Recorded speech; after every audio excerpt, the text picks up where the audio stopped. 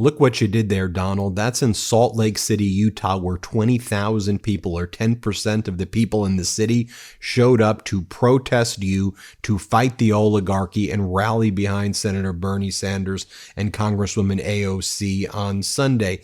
The people across the country are fed up and pissed off at you and Musk, your deranged and dangerous behavior. Like last night, Donald Trump was posting this while that event was taking place in Salt Lake City. He goes, almost every week, 60 Minutes, which is being sued for billions of dollars for the fraud they committed in the 2024 presidential election with their interview of failed presidential candidate Kamala Harris, mentions the name Trump in a derogatory and defamatory way, but this weekend's broadcast tops them all. Wow, wow, wow, wow, wow. This goes on with an alternation between all caps and lowercase and like incoherent sentences. But then at the end of Donald Trump's post, he goes, they, being CBS and 60 Minutes, should lose their license. Hopefully, the Federal Communications Commission, FCC, as headed by its highly respected chairman, Brendan Carr, will impose the maximum fines and punishment,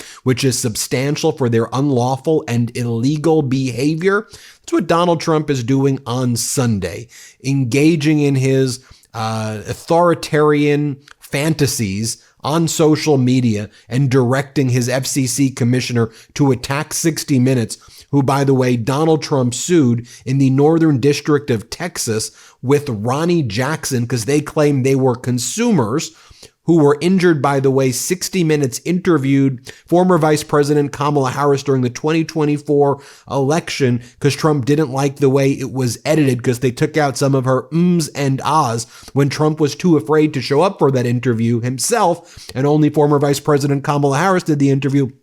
So Donald Trump and Ronnie Jackson, the pathetic fools they are suing 60 Minutes, guess this, for about $20 to $25 billion because they say their feelings were hurt from the 2024 election. And that's why Donald Trump is whining this evening, by the way, or last night, as he's imploding the bond markets, as the 5, 10, 30-year treasury yields are reaching heights demonstrative of genuine and real chaos in the United States markets in an unprecedented way.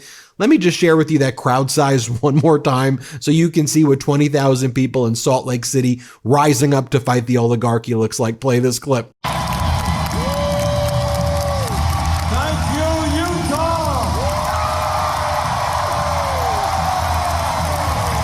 And by the way, here was Senator Bernie Sanders the day before. First, he spoke in front of a huge crowd in Los Angeles, 36,000 people. Then he gave a speech at Coachella in front of 125 to 150,000 people. Let me show you a short clip of Bernie Sanders in Coachella. But take a look at this photo of him staring at a crowd of 125,000 to 150,000 people on the main stage. Now we got a president of the United States who's... I agree. Yes, people are livid at the oligarchs, at the Trump regime, which has destroyed democracy. We're past the constitutional crisis phase. I mean, Donald Trump and the MAGA Republicans in the House of Representatives and Senate, who gave Donald Trump all of their authority as well. Trump is ruling like an authoritarian, like a dictator. A deranged one that's even weirder and more dangerous than a Kim Jong-un, a pariah state. The United States has become alienated and isolated from our allies and the rest of the world, who are forming alliances with themselves and leaving the United States and saying, what the heck is this mess? As Donald Trump puts tariffs on, then exemptions, more tariffs, no tariffs, yes tariffs, no tariffs. The insanity, the delusions, the ranting and ravings of a madman. This is what Donald Trump was posting yesterday as well. Letitia James, this is what Trump posts, a totally corrupt politician should resign from her position as New York State Attorney General immediately. Everyone is trying to make New York great again, and it can never be done with this wacky crook in office. And then after that, Donald Trump posts a torture video of people unlawfully being sent to El Salvador, migrants who the Trump regime made disappear from the United States without due process, threw them in concentration camps in El Salvador. And now Nayib Bukele, the authoritarian leader of El Salvador, is visiting Donald Trump today and this week. And then Donald Trump posts a torture video, an ISIS-style torture video being posted by the leader of the United States. I wonder why people from other countries are not visiting the United States anymore. I wonder why tourism from Canada, Europe, Australia, and elsewhere is dropping 30, 50, 75%. Maybe people don't want to be disappeared to concentration camps and ICE detention centers and then have ISIS-style videos made about them and posted by a deranged lunatic leader of the United States. Donald Trump posts the following: "We look forward to seeing President Bukele of El Salvador tomorrow in the White House," is what he posted last night, along with this torture video. It should be noted that even though the Supreme Court ruled 9-0 against Donald Trump in connection with the Abrego Garcia case, where Trump disappeared Garcia, a El Salvador individual who was living, a migrant who was living in Maryland, and he sent him to El Salvador despite the fact that he had protected status and was not giving due process, and Trump threw him in a concentration camp, and the Supreme Court ordered Abrego Garcia be returned, and that Trump facilitate the return.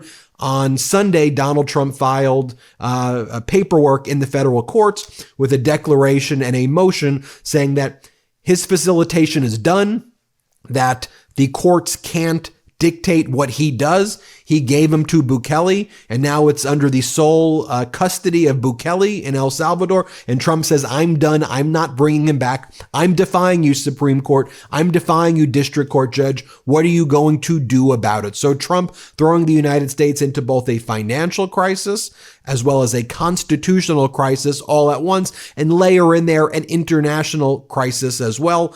As we saw over this weekend on Palm Sunday, what was taking place? You had the Putin regime, one of Trump's buddies, the Putin regime, bombed Sumy, the city of Sumy in Ukraine, 2 ballistic missiles killing at least 34, injuring 120 innocent Ukrainians. And right before that happened, Donald Trump sent his special envoy, Steve Witkoff, who put his hand on his heart, looked like he was pledging allegiance to Putin. Oh, by the way, this was also posted on Donald Trump's social media app as well. The Kid's Guide to Doge. Discover for kids how Doge's efforts to cut government waste are paving the way for your children's prosperous future. Donald Trump also posted videos of himself golfing, posing in front of gold statues, going to UFC matches. Other MAGA people over the weekend, the MAGA rappers like Fergaccio Blow, whatever this guy is, posting videos of himself with stacks of money. Must be great, your stacks of money, as people have lost their life savings, as their 401ks are in the gutter, as their college accounts for their kids are in the gutter, as homes are less affordable, as the bond market is imploding, as the dollar is crashing. You're walking around with stacks of $100 bills. That's what it means to be MAGA today. What in the heck is that? So no wonder Republicans fear that Trump's trade wars, tariff policies, and overall reckless behavior could cause them a wipeout in the midterm elections. This from The Hill. Republicans fear Trump's trade war could lead to political wipeout. And remember how it was reported this weekend that the Trump regime was going to provide exemptions to the tariffs as it relates to electronics, laptops, semiconductors, and iPhones? Then Trump posts, nobody is getting off the hook for the unfair trade balances and non-monetary tariff barriers that other countries have used against us, especially China. There was no tariff exception on Sunday or Friday. These products are subject to the 20% fentanyl tariffs. So just in case you're losing track, there were reciprocal tariffs, but actually not reciprocal tariffs on everyone but Russia. Then the tariffs went down to 10% on everyone but China for 90 days, except actually 25% tariffs on Mexico and Canada. Then 50% more tariffs on China. Then 50% even more tariffs on China, but not computers and electronics, but maybe on computers and electronics. Also, due to a system glitch, a lot of the tariffs haven't been collected at at all. Also, separate other tariffs on steel, pharmaceuticals, and semiconductors maybe will be happening. Efron wrote a really good one right there. Also, there's this post right here of Donald Trump waiting for Xi Jinping to give him a call, but Xi Jinping of China is not giving him a call. Also, if you go on TikTok, you have all of these Chinese influencers who are just mocking the United States and MAGA and Trump's behavior. And they're like, oh, you're calling us peasants? Really? You're calling us peasants when we hold your debt?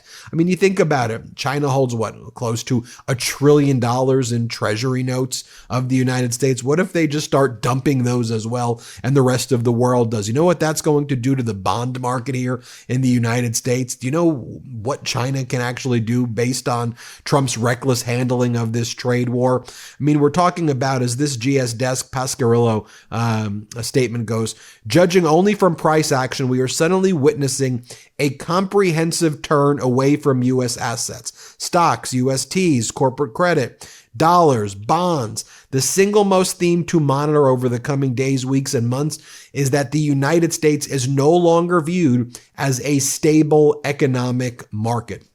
Oh, and by the way, you want an update on Doge? Elon Musk now says his group will produce only 15% of the savings it promised, but even that estimate is inflated with errors and guesswork. So at most, you're going to be talking about $150 billion in savings, but that's probably all made up too, so it's no savings at all. Also, if you actually look at the federal spending taking place on the Trump regime, where they want to spend $1 trillion on the military-industrial complex, Trump said $1 trillion. Also, all of this money for Trump's authoritarian machinations and all the terrorizing of immigrants and all of these things that Trump's doing there, and also Trump's vacations to Mar-a-Lago. There's way more federal spending right now, just objectively based on the data, than under former President Biden. Everything this regime does is an utter failure and an utter mess. Let me leave you with this right here. This is Ray Dalio. He predicted the Great Recession in 2008. He's a billionaire investor.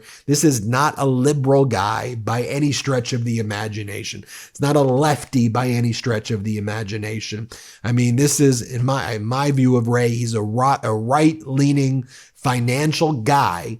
He goes, I'm worried about something much worse than a recession. He's referring to a depression. He's saying that Donald Trump is bringing us into a depression right now.